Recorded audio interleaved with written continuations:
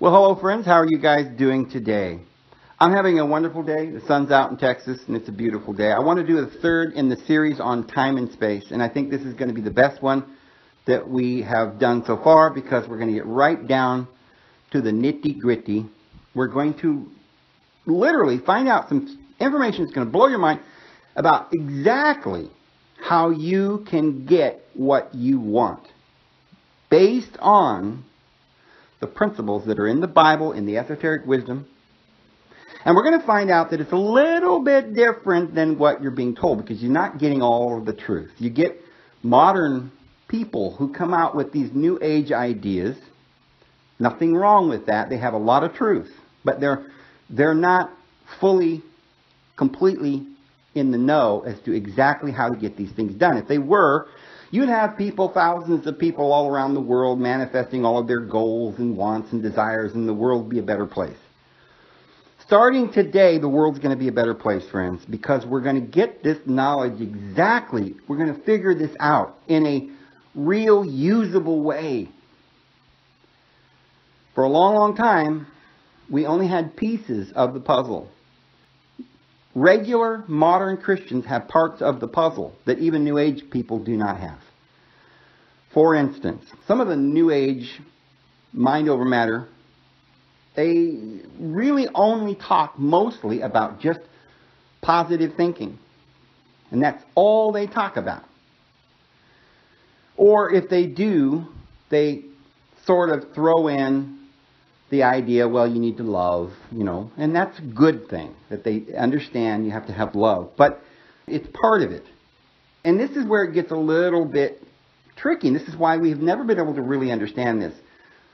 In all of my videos, I always go back to the idea that we do not need guilt. When the world finally comes to a place where we outgrow religion and government and the concept of evil, hypocrisy and judgments, the idea that we've got to have a way to control each other. You're bound by a law, and if you don't do what I say, I'm going to kill you. This was what caused all the wars and all the tyranny and the slavery, and therefore the famine, because you take somebody's things because you don't think they deserve it, and then they starve. Or you try to hoard everything, and you end up destroying all the trees in the world, and then you got famine. Or you make an artificial environment where millions of people are living inside of one small little space, and the only way that they can eat is if you feed them. You use them, it's kind of like use your cattle, and you herd them into a pen, and you just throw some hay in there, and they're pooping all over themselves and drinking some very stale, yellow pea water. They're standing in the cold and the elements. They're getting sick and infected, and they're unhappy. They're not in their environment. But you've got them in this little cage, and they're only there for your pleasure. Now you teach the cows that they stay in that pen because otherwise they think they're not going to get food, because every day they get food. Well, it's not very good food, and they're just standing in this little cage, and they've never been outside. They don't know what a cool running brook would be like, or to run through the valleys and the fields. They've never tasted daisies, which is what they are supposed to be eating, flowers and grass and leaves. And no, they're getting this stuff we call alfalfa, or some straw that they throw in there. And then when they get a certain age, you start putting them in these feeder lots where you just feed them nothing but this genetically modified corn that just makes them fat, fatter, and fat, which is, by the way, what we're all eating. This is why we're getting fat, because we're eating all this genetically modified food that is a real weird starch that just makes people fat and sick. The body can't digest this, and therefore you get plaque in your arteries and you die. But you see, then they sell you drugs to supposedly take out the bad plaque or keep your blood pressure down or whatever, which is not working. It's just making you die younger. But they're making money off of you all along the way. You're just cattle. So it's an artificial world because of the concept that one person can control another person, that you can make laws. See, Jesus, we're misunderstanding this in Christianity. We think that Jesus came along to just prop up his Father, which was that Old Testament God, prop up his law and say, oh, yes, it's necessary. And that's why all of you guys are so bad and evil, because you broke his law. Well, we're going to show you some compassion, and I'm going to die for you. But if you don't believe in me and do everything I say and get dunked in the water and do a little cross on your forehead and go, right, and eat the wafer, then you're going to die anyway. So he's very heartless. He's this God of wrath. He doesn't forgive very well. He's going to forgive you once or twice, and you should know better, and you should never do anything bad. And if you do, you better fear him. That is not what Jesus came to say at all. That was what the Old Testament God said. He never forgave. He wouldn't pardon your sins to the third and the fourth generation. He's a God of vengeance. In his wrath, he said, you will not enter into my rest. He was just that kind of deity. But Jesus said, I come to tell you about my Father. He's from above. Your Father is from beneath. My Father is light. He's love. And there is no darkness in him. You have one that condemns you, that is Moses. I do not condemn you. I came to give you life and that more abundantly. So, this is a completely and totally different thing. We can ever get to the point where we realize that this guilt is an accusation that is slanderous. Guilt comes from the law. The accuser of the brethren who stands before our Father in heaven and accuses us day and night, that is the one who made the law. And the Apostle Paul says the law brings death. It is a curse. It is a bondage. And the accuser of the brethren is the one who is saying he's bad. This person broke a law. He needs to die. Well, if this God of this world is blinding the minds of the unbeliever and accusing us and slandering us, why doesn't our Father in heaven just say, get out of here? The reason is because Jesus said, I and the Father are one. I came to enlighten you, to tell you who you are. He's a deceiver. You've been deceived. You've got to wake up. Christ is laying in the boat. He's got authority. He can just calm the winds and calm the sea. But he's sleeping, and you've got to wake up. And after the resurrection, the apostles were walking along, and they saw a man. They said, who is this man? Who are you? Don't you know that Jesus died? And why are you walking around with sad faces?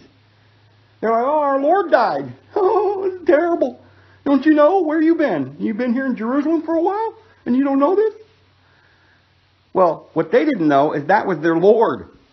They couldn't recognize the spiritual voice, the Christ. Their eyes were still carnal. They didn't know they had the authority. They were like Martha, who said, Lord, if you'd have been here, my Lord would not have died. Jesus said, Martha, when are you going to wake up? Ye have little faith. I am the life and I am the resurrection. Whoever believes in me will never die. What are you whining about death for? You don't need to die. You're deceived. You don't have faith. You don't understand. You're worshiping the wrong God. Your God is from beneath. He is a liar. He is a deceiver. You see, once we get over that... See, I'm going to do a video after this, a series, about some things that... Probably going to get into a little more of this, because there was this ancient debate going on since Plato and beyond. And down today, you've got these modernists and postmodernists, and you've got all these different, Nietzsche doesn't believe in religion, and they create, out of that, they get Marx, and you get communism, and that God is dead.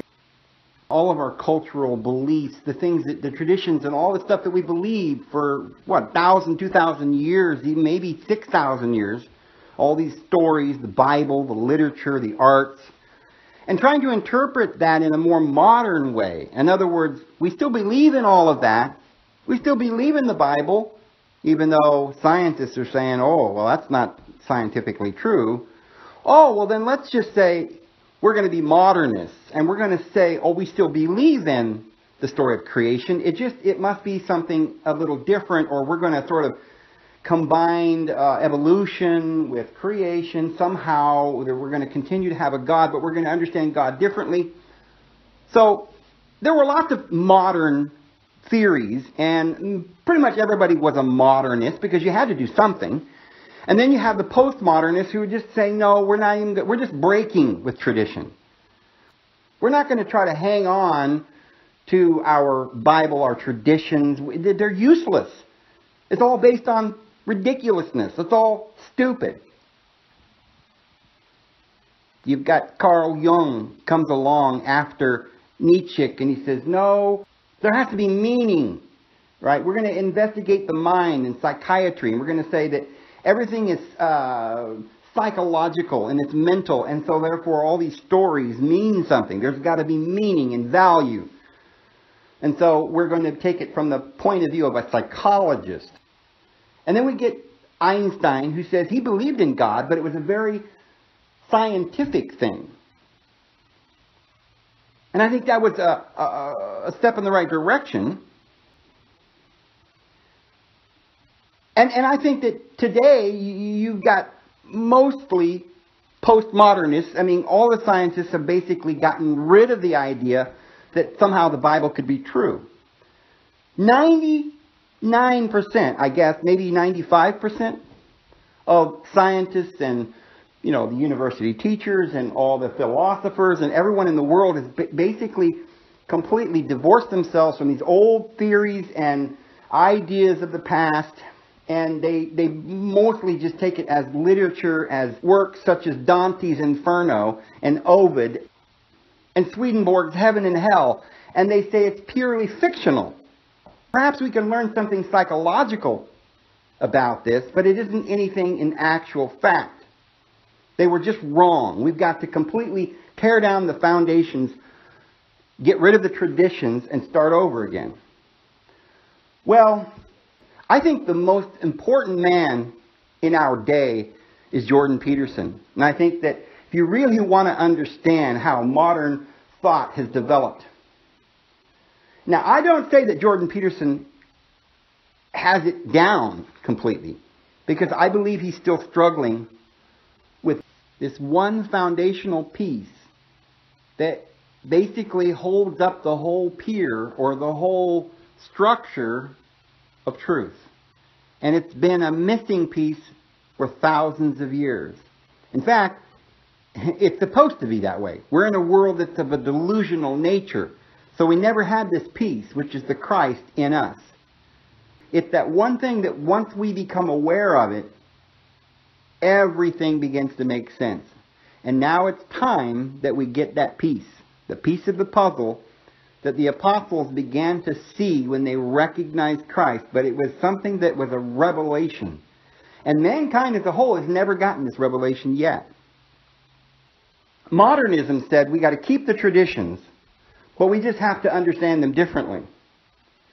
Postmodernists say, no, we've got to completely dismantle all of the traditions. Basically, the Bible's just not true. It's just a novel. Throw it away or read it in amusement.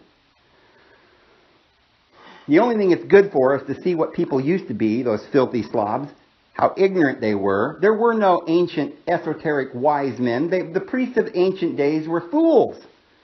Well, I don't agree with that, and neither does Jordan Peterson.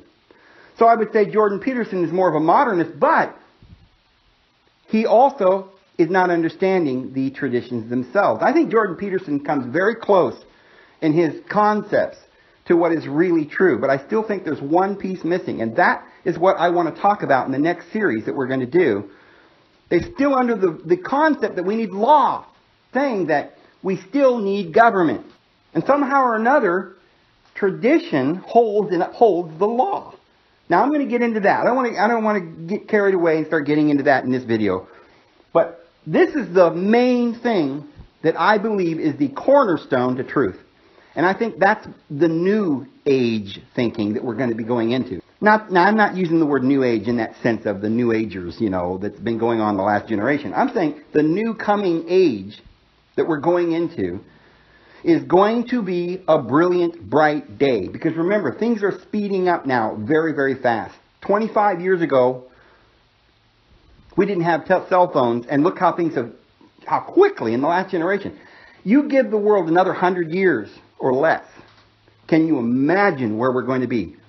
This concept that we've got now called the computer, even though it's doing a lot of damage and there's a lot of censoring going on, at the same time, knowledge is exploding. And so the one thing that we've never had in the history of man that maybe some of these postmodernists and modernists and other, traditionalists and stuff like that, they don't understand, is the one concept they've never been able to understand is that there is a way that we can be in peace and not have war. Nobody's ever been able to grasp that there's one group of people that is ruling the rest of the world and keeping us in bondage, financing the wars, that somehow or other they believe, and I think Jordan Peterson believes, that somehow life really is just suffering. That's all it is. And government is the way that we can minimize suffering, that we have to have laws. Almost everybody universally believes that if you don't have a law that says you do not murder, you're going to have all these people running around murdering one another. Look at the nature of man. It's bad all the time. We've got wars. We've got famines. We've got all these terrible things. We've got to mitigate the suffering. There could be a hurricane any moment. We need government so we can go down there and feed everybody, right? To limit the suffering. But, they believe that you're going to have suffering. There's always going to be some kind of suffering.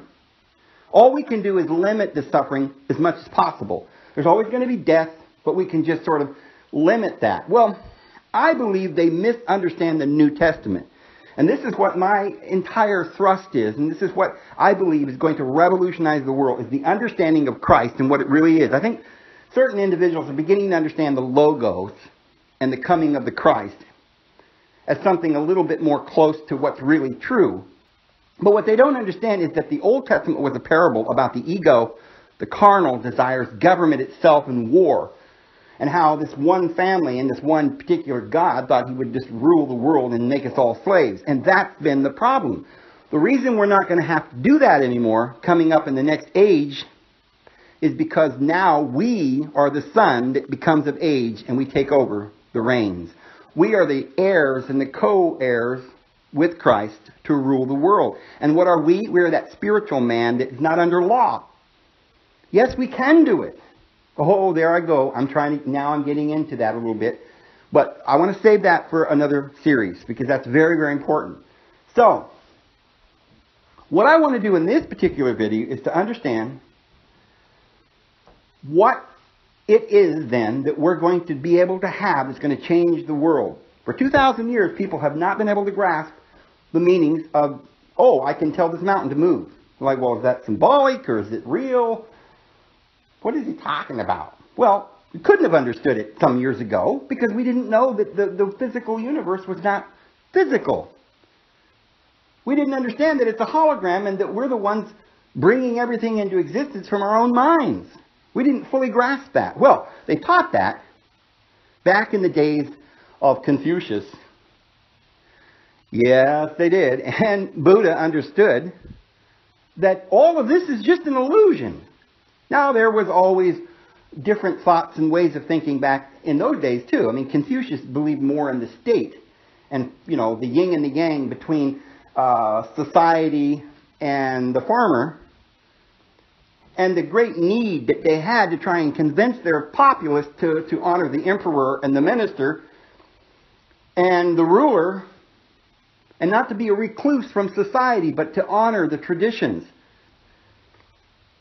So it's always been a debate about time and space and about mind and about how to bring order out of chaos. Well, the Bible, the writers and the prophets, they had to have been inspired by a higher source, by the truth, because somehow conveniently they got it right. It's the only one thing that you must understand to finally get it. And it's the secret, it's the mystery. That's what we're going to talk about in this video. What is this particular mystery? How is it that there's something that we didn't understand up to now that somehow or another on this video I'm going to explain to you and now you're going to get it? Well, it's this. Yes, there's been people who have said that all you got to do is say and command that mountain and it'll obey you. But no one's ever been able to get the mountain to move. It's been more of a philosophy, and people believe it with their words, but they're not quite sure how to make it happen. And then, a lot of people just go for it, like maybe Christian scientists who won't go to a doctor, and they just say over and over again in their mind, more or less this little saying that says God is great, God is good, God is all, therefore all is good and there can't be any more disease, period. And they just try to convince themselves of that. They're practitioners of truth. And that was wonderful, and it had some results. But what we got to do is we got to figure out exactly all the players in this. Because it's not all about positive thinking. What New Agers have done is they've forgotten the moral. If we only think of, I'm going to think of that and hold it in my mind in a positive way, and it's going to happen. Well, that can't happen if you do not understand the physics. Understanding is light. You know, your seed's got to have light, but to grow, it's got to have water, soil. It's got to have understanding. The truth is going to set you free. So we have to understand that important, precious part, the light. Can't be ignorant and get what you want to grow. You know, the farmer, all he has to do is plant the seed, but he's got to put it in good soil, Jesus said. There can't be any weeds in your garden, and you've got to have water. You can't drown the plant, and you can't, there can't be a drought. So there are conditions for the seed to grow.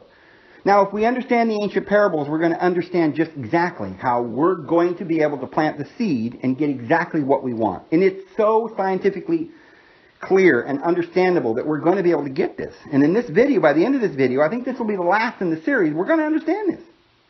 Not to say we're not going to talk about this in other videos, but the gist of this series is going to be over with this video probably. Remember what we were saying the other day is that I wanted to get you the scientific facts so you could just, like 2 and 2 is 4 and here's how you do it, right? You can't hardly do that in your head, right? So you put it on a piece of paper and you make this little line above it, and you carry the 3 and you drop down the 2, and then you have a method. And then you can come up with the answer. Because you know the method, the exact method. But if you err in any of the procedures, you can't get it straight. So you plant the seed, it's very easy for it to grow. And that's simply because you know what makes the seed grow. You know what you need a good soil. You know you need sunshine. It's very simple as long as you know the procedures. And there's not a lot of procedures. There's not very many of them. But we're going to explain exactly the procedures that you need to make your seed grow. This is magic, friends. But in past, we've had these stories about these magicians, and it's all written down in symbols, and we never understood the meaning of the symbols. Jesus was a magician. But what is that? Well, they were the Magi. It was a priesthood. And Daniel was the head of the Magi. He was the head magician. But they didn't do things hokey pokey. They understood the law, the immutable law that is bound in heaven for everything. Every seed will grow. Every seed will grow, given the right and proper conditions. And this is the law that the divine being set forth from the very beginning. And everything shall produce after its own kind. This is why we, human beings, were made in the image and in the likeness of our Father in heaven. Every species gives birth to its own species. But every species is an entirely, completely separate concept. What we have was not from nothing, and it didn't evolve from a pollywog. But everything exists in its own rank, in its own order, and it all comes from the source, which is that light within you.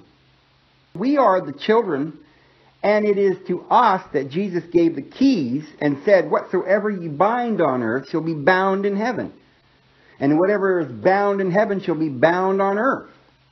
We are told that all things came into being with the Word. Simply speaking, the Word with authority, and it was so. The book of Hebrews says that the entire universe was framed by faith. And so this is the key that unlocks the door to the things that we need and that we want. We simply believe, and through faith we speak the Word. And the Word, according to the Bible, is a seed. Jesus gave the parable about the seed. And He told His disciples that the seed is the Word. And that is the Word that you speak with authority. And then He talked about how everybody shall produce 30-fold, 60-fold, or 100-fold. We're not producing now because we don't have faith and we don't understand these principles, so we're going to talk about those principles here. So, let's start off by understanding fully and completely what is time, because this is really the key. We've got to understand how reality comes into existence. Reality does not come into manifestation without time and space. How do you bring those thoughts in your mind into realization? Well, once we understand that the physical universe around you is your thoughts, the methods that your thoughts come into existence can be explained. Take a movie projector, okay? Maybe it's film or maybe it's digital, but either way, the light is going to shine onto the screen. Now, in the air, you just see light. You don't see a picture. You don't see anything. It's just light. The only way to make that manifest is to shine it onto the screen, which is space. And now all of the digital knowledge, the ones and the zeros and the little codes and the, all of that, now begins to make sense. And you can see it because there's space. So you have a concept in your mind, but there's no time and space in your mind. You want that to become reality, you've got to have space. Space is simply what?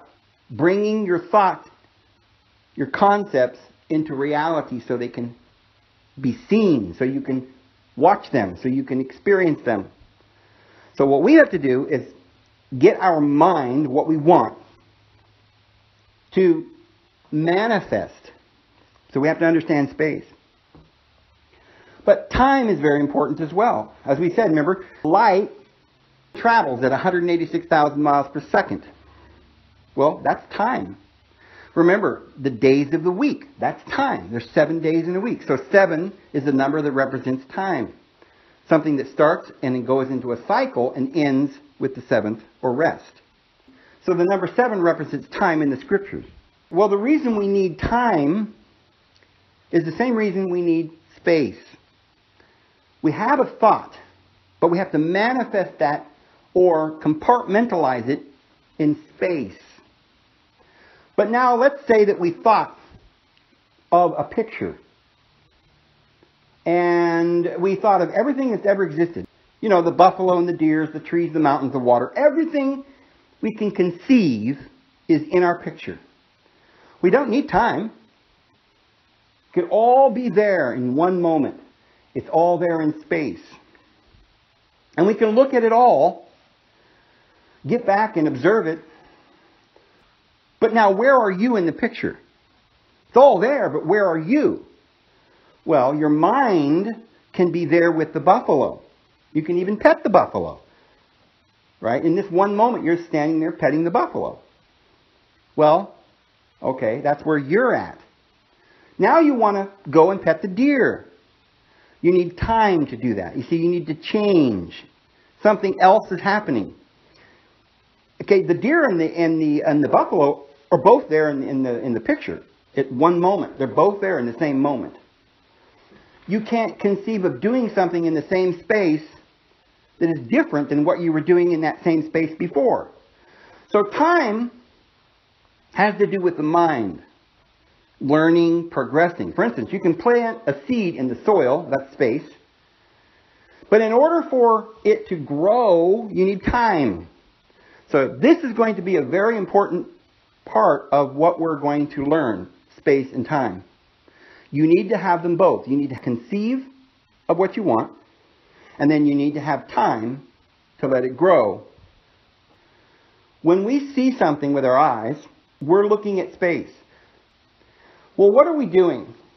We're learning about something. We're understanding it. We're becoming aware of it. Now, we don't necessarily, as we said, have to become aware of it in time. We can just become aware of it in one moment. But then we couldn't change. We couldn't grow. We couldn't make it something else. We couldn't change our mind. We could just have one thing forever and ever and ever. One universe. No possibilities it would change. The chair would always be red. We could never have a blue chair. And it would never change. We could have one picture in space. But we want to be able to experience a variety of variables, colors. So once you add time to your space, now you can really get into the variables and the possibilities. So we can see everything, and then we can touch it. Now that's even more intimate. I see the buffalo. There it is. I can learn quite a bit about a buffalo just by looking at it. But now if I go over there and I say, well, I'm really interested in this buffalo, and I want to touch it. Okay, now you're doing something else. And it takes time to walk over there and feel it. Because when you looked at it, that was one thing. And that was in space. But when you walk over there to touch it, you need time. So they're both necessary, time and space, to get the full array of all of these different variables that might be there. But remember, all the variables come from within you. You are the source of everything.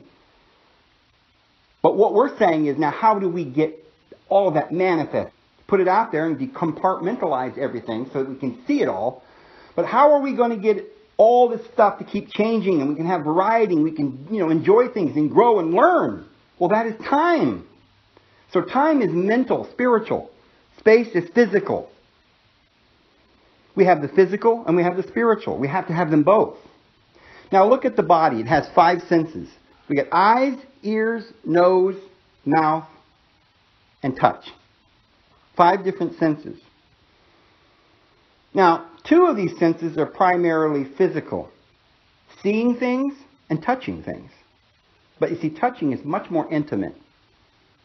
So you're literally, it's an example of how we're becoming one with something when we're touching it. And even more intimate, maybe we caress it.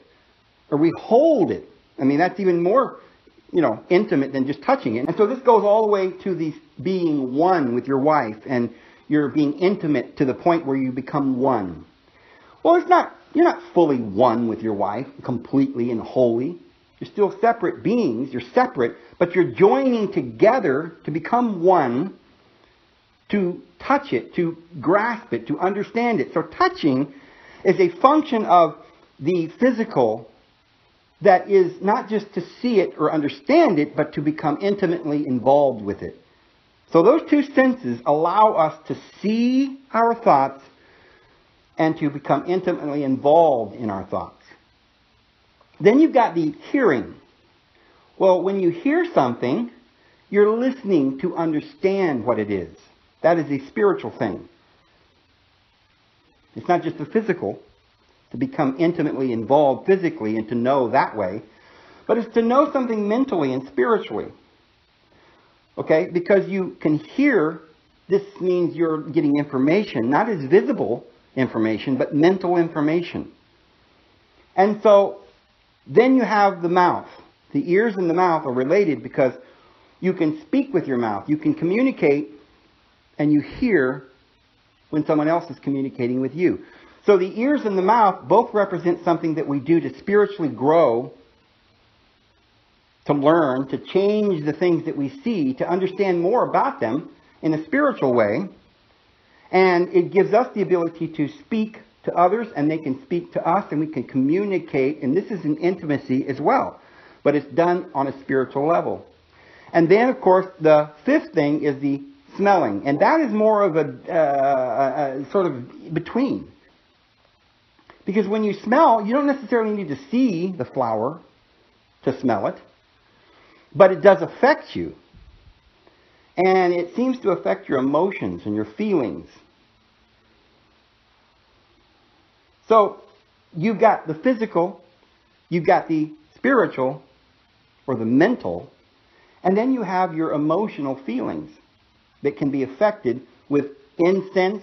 For instance, you can smell something and you say, well, that's good. Smells good. I'm very attracted to that smell. It draws me, like the bird. It smells the flower and is drawn, or the bee is drawn to the pollen.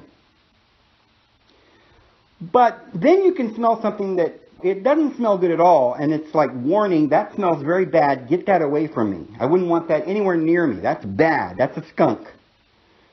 Right? That's something that comes out of the rat's butt, and it don't smell good, so that's not good.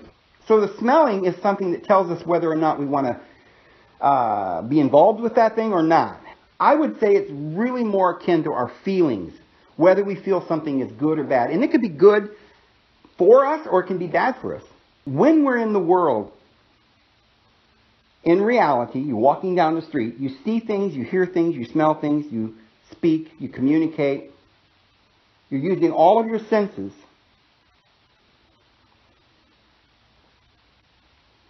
What are you doing? You're understanding yourself. These are your thoughts. But you couldn't understand your thoughts or bring them into any manifestation or change your thoughts without time. You know, these are your thoughts. There it is on the spatial thing. You can see it. You can touch it. But now you want to change it. You want to think about it and learn and grow. You need time. So all we have to do is understand that everything we're seeing around us came from within us, not from without us. We are the thinker, and these are the thoughts. The thoughts are not real. They don't see us. We see them. Okay, that's it in a nutshell. Everything we're looking at isn't real. That's only a reflection of our own minds. So space is how we compartmentalize all the things that we conceive. But if you want it to grow and change, and you want to get something new, you know, then you got to have time. This is why the Bible says that in the beginning, the mind, the logos, the expression, in the beginning existed. Because the expression, the mind, is something to do with time. In the beginning. And then it's the mind that creates all things in the space. It goes forth. The mind, what we conceive, goes forth and creates all things. But it was from the beginning, and it goes forward in time. So John 1:1 is talking about time right there, and creation, and space, and things. But we never knew that it was a scientific book. Genesis 1:1 says, in the beginning, the divine beings created the heavens and the earth. The yin and the yang. The high and the low. And then there was light. And it was light that was going to go forward at 186,000 miles per second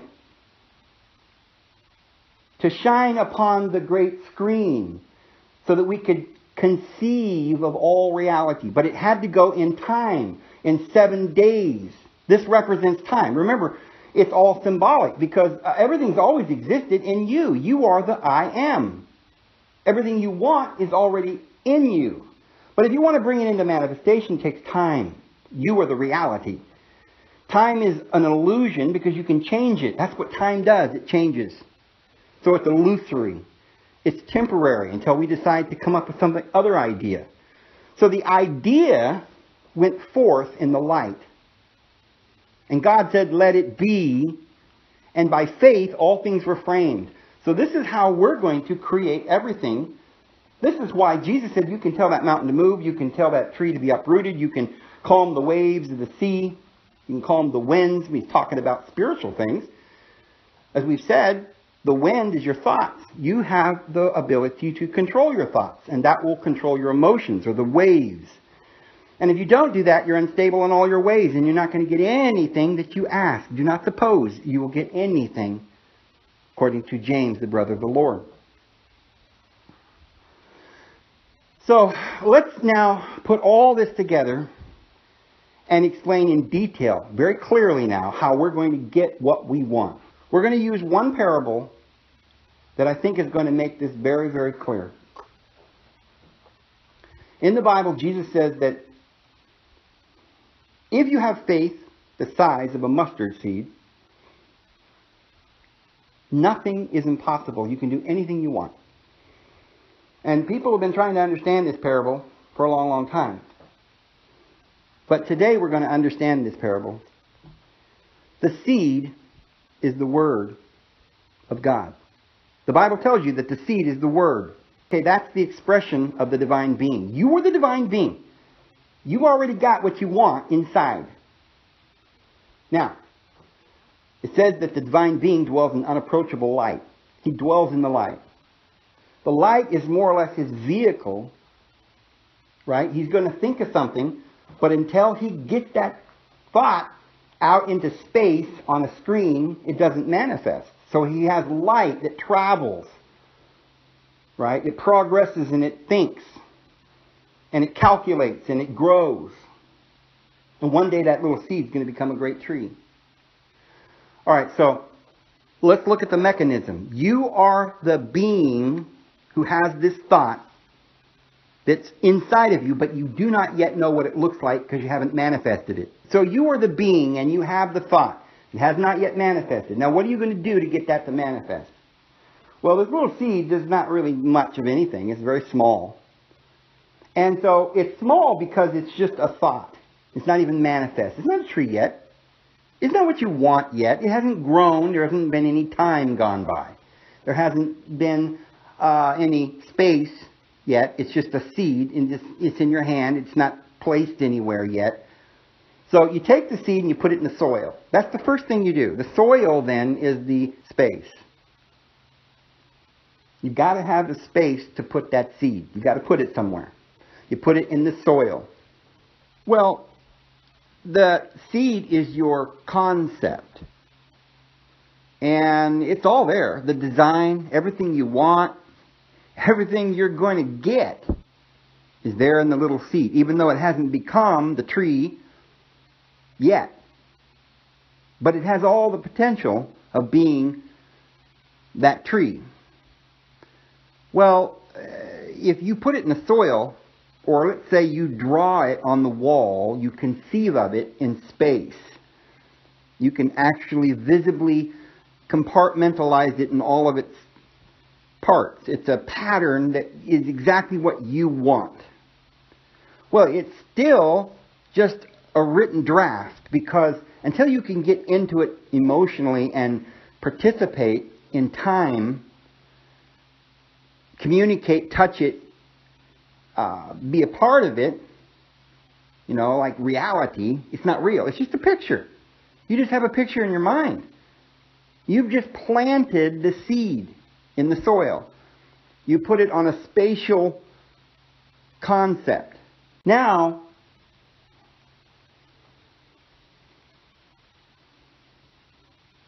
there's another thing that you're going to need for that seed. You're going to need water. So if the seed falls on the wayside and there isn't any water there, the sun is going to scorch the seed and it won't grow.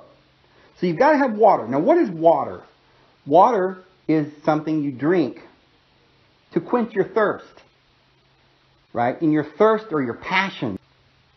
People have a thirst for love. They have a thirst for adventure. Right? It's an insatiable desire.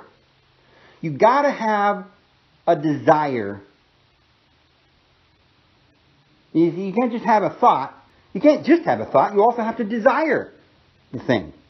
So that's pretty simple. If you have a thought, you need to be able to put it in the soil so that you can water it. So just any old thought won't do. You could have a thought that says, I'm going to hang by my toe in the dark. You know, that's a thought. But it's not going to grow because there's no desire for that. See? Because this passion is a magnet that begins to work on the seed to make it happen.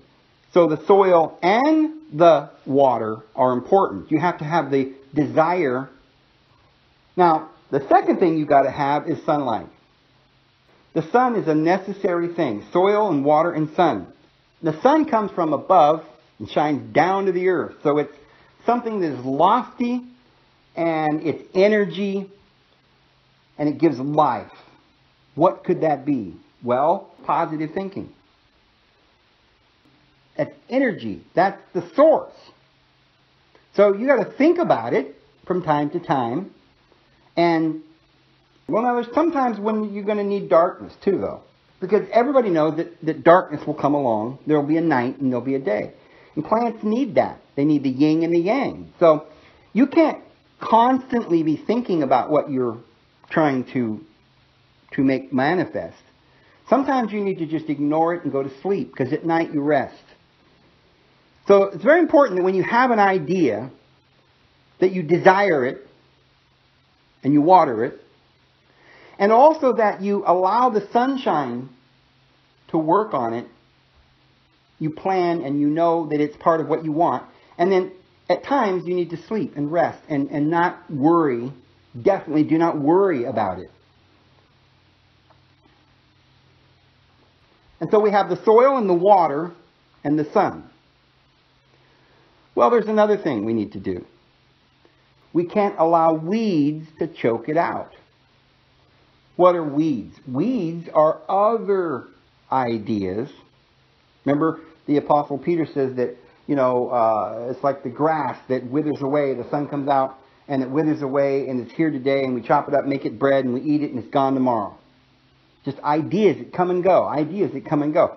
You've got to hold forth your concept, and we don't want to choke it out with other weeds. Now, what would weeds be? Well, they're ideas that have nothing to do with your idea that you want to grow. You want this garden to grow that you've chosen, your ideas to flourish, your concept. So along with the desire and the passion and the idea, you also have to make sure that you don't have your negative thoughts and fears grow up. Ideas that are false. So they're not ideas at all, they're falsehoods. They're not beautiful flowers and food and stuff, but they're thorns and thistles, and they don't belong in your garden. And the weeds come in and choke out your ideas and your plant. So it's very important that we do not allow the weeds to grow up. So now we've got the seed, or the concept. We've got the water, or the desire. And you need time. You need to be patient, like the farmer who waits for the seed to grow. And then it will produce 30-fold, 60-fold, or 100-fold. Every time. As long as you understand that you need good sunshine, you have to have the light, you have to think about it, or the positive rays of thought. Yes, you have to have positive thinking, friends. That's very important. It's so important that you have positive thinking. At night, you rest. So you see, there's always the yin and the yang, the negative and the positive. But in this case, we have nighttime for a while, and we just rest. We don't have to constantly be aware of that seed that we planted or our ideals. And in fact, that can choke it out, because you also need the darkness for a period of time, and you also need the water, the desire, and you also need the concept. So the concept then is just a concept. You could have a concept without a desire. And you can have a concept without awareness, without thinking it through, understanding, conceiving and being aware of what it is that you really want. And so you've got the light, which is your awareness and your thinking and your positive thinking. And then you've got to be diligent to make sure that you don't have any negative thinking or weeds or poisonous plants or fears or deceptions or lies to grow up and choke out your reality. So it's really that simple. You conceive of a thought. You have an idea. You come up with a whole view of it. This is the physical part. Okay, I want it to look like this, and I want it to have this color, and I'm going to have a buffalo, and I'm going to have a deer, and this is your space. Now you planted the seed. Okay? But it's just a picture.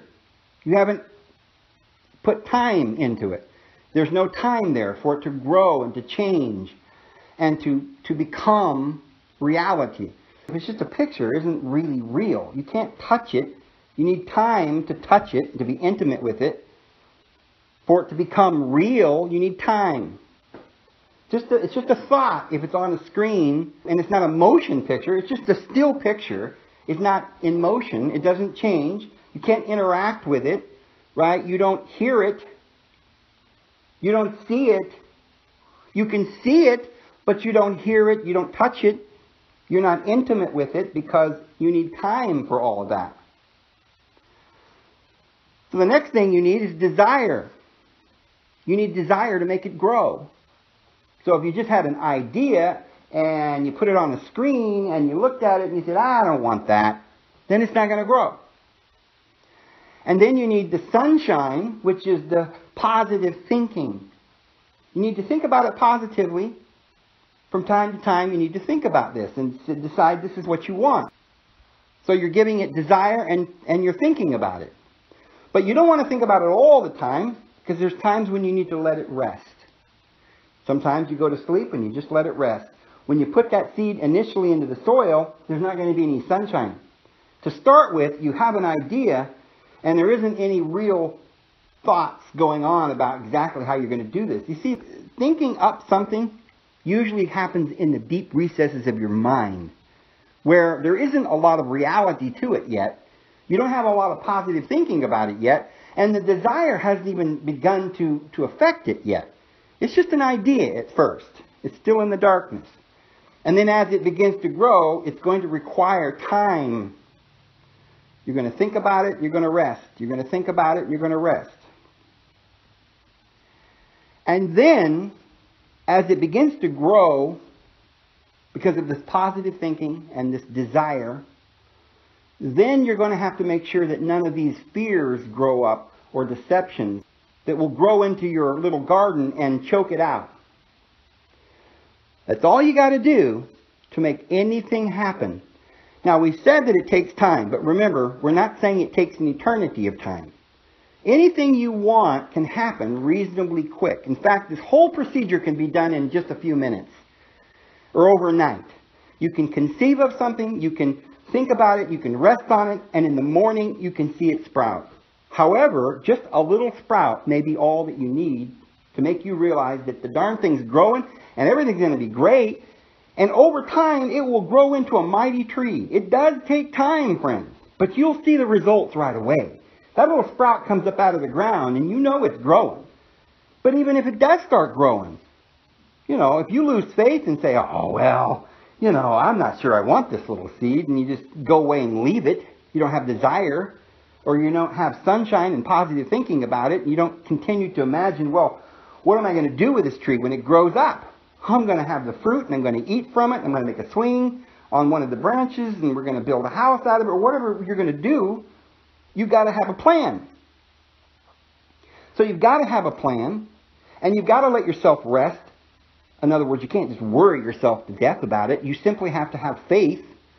So there's times where you're going to sleep and just have faith. There's times when you're going to think about it and imagine what you're going to do with it. And there's times when you're just going to have faith. You're just going to believe and let it go, not worry about it. And then there's going to be time when, during the day, when you're thinking about it, that you're pruning your garden and you're getting rid of all these negative thoughts.